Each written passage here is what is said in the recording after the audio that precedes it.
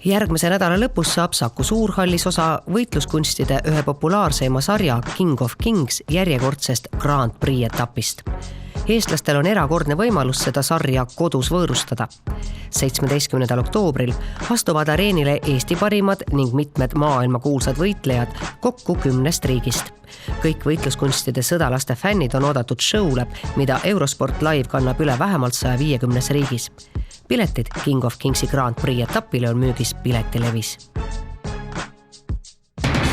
Ja sellest suurepärasest võitluskunstide turniirist või võib öelda ilmselt isegi võitluskunstide show'st me nüüd järgnevalt räägimegi. Tere õhtust, Dmitri Orlov. Tere.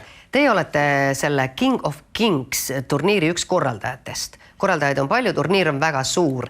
Aga mida see ikkagi endast kujutab? Ma saan aru, et see on maailma üks esiturniire või üks suuremaid show'sid. Täpselt nii. Lühidalt rääkides King of Kingsi turniir saanud oma alguse aastat 1999 International Bushido Föderatsiooni loomisega. Ja tänapäevaks sellest on välja kasvanud põhimõtteliselt suurim turniir, kickboksi turniir maailmas, mida näidatakse otse-eetris 150 riigis ja tõlgitakse 20 keelte. Siin Tallinnas leiab see aset siis 17. oktoobril Saku Suurhallis ja võitlustulle astuvad siis ka meie Eesti parimatest parimad ja kellega nad vastakuti on? Kokku on esindatud 9 riiki.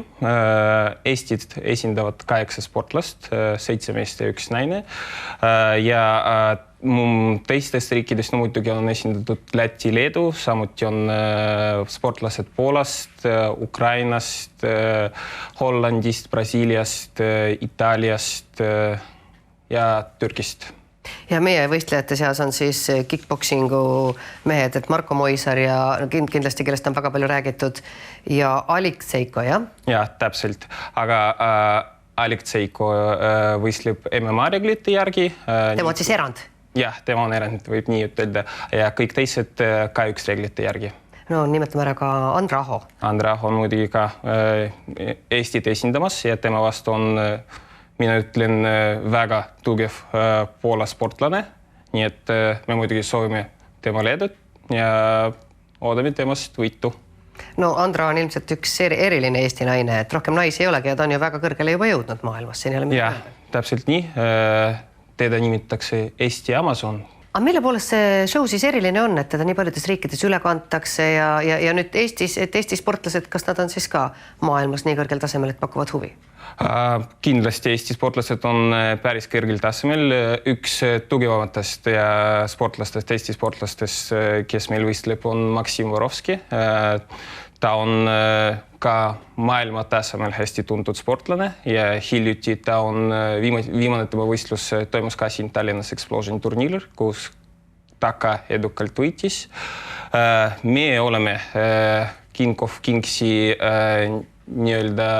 organisatsiooniga läbi rääkinud üle 2 aasta selle jaoks, et see jõuaks lõpuks ka Eestisse ja nüüdseks on kõik lepingud allkirjastatud ja 17. oktoobril esmakordselt see toimub Tallinnas. Kuidas publikuga on? Kas tuleb ka väljapoolt Eestit seda publikut kohale tuua või kui palju meil üldse kickboxingu ja võib-olla ka taiboksi sellist fänne jagub? Ikka jagub.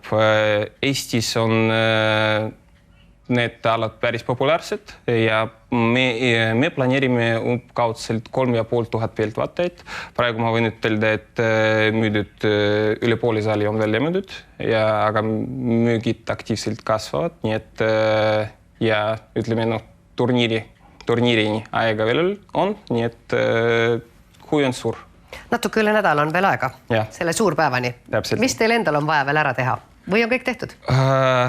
Praegu on nii, et kõik kontrolli all, aga kõik probleemid alati tulevad välja üks päev enne üritust. Nii et me kõik ootame seda 16.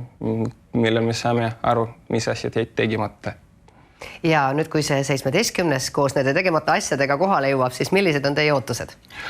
Meie ootused, et ikkagi kõik läheb plaanipäraselt. See ei ole meie esimene turniir, esimest pilootprojekti me korraldasime Riias kevadel ja see oli ka väga edukas. Nii et väike kogemus selles mõttes on olemas ja me teame nii-öelda, missugusi ootamatuid asju tuleb oodata ja valmistame nendeks. Aga soovime siis kõikidele Eesti sportlastele eelkõige kõige paremaid tulemusi, jah? Täpselt nii. Ja suurepärast show'd, see on vist garanteeritud. Ja, lubame seda. Seal ei ole ainult võitluskunstid, seal on ka palju tantsimist, laulmist ja teisi huvitavaid etteasteid. Nii et kõik on oodatud ja me lubame, et ei pettu selles. Aitäh teile ja jõudu! Head aega!